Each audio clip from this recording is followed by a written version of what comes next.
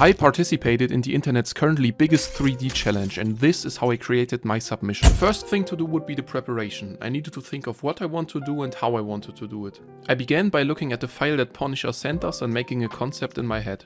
Then I gathered some reference. I wanted to create an ancient jungle with modern elements and technology, to create a good contrast between past and future.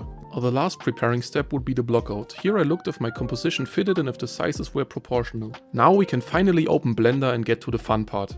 Here's how I created the foreground.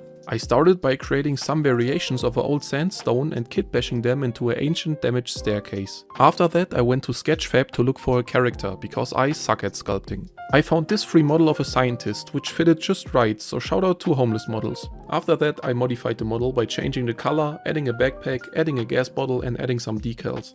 I wanted my character to not be so basic and have something special about him, so I modeled some drones which would be attached with a tube to him. I used a drone model that I just created to kit bash a carrier drone, which would be used to carry a stone later.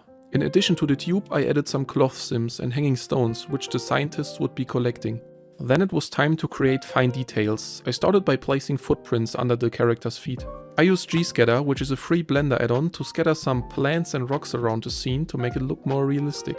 I used the built-in add-on IvyGen to scatter some ivy on the columns. After that I scattered some bigger plants and trees by hand and added a little Easter egg of the Eternal Ascent logo in a stone in the foreground.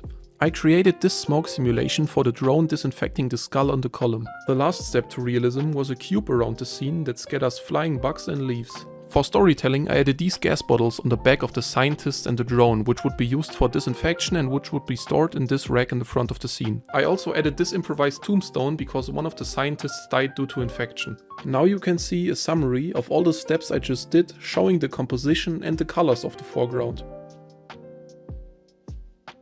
After the render, my foreground looked like this.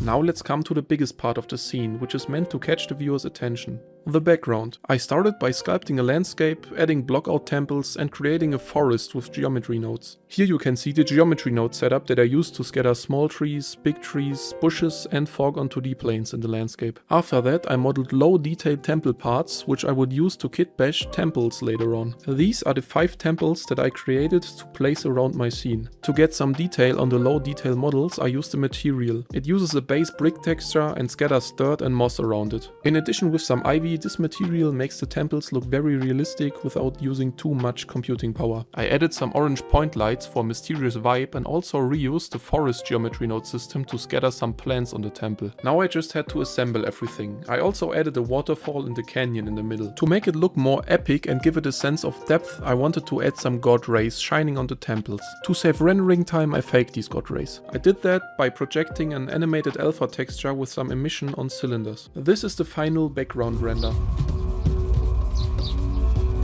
For assembling the layers and some final touches I did the compositing in After Effects. I put the foreground layer on top of the background layer and did some color correction to get the vibe I was going for. After that I added a little bit of 2D fog to separate background and foreground and also some lens dirt and lens flares for realism. Here's my final submission.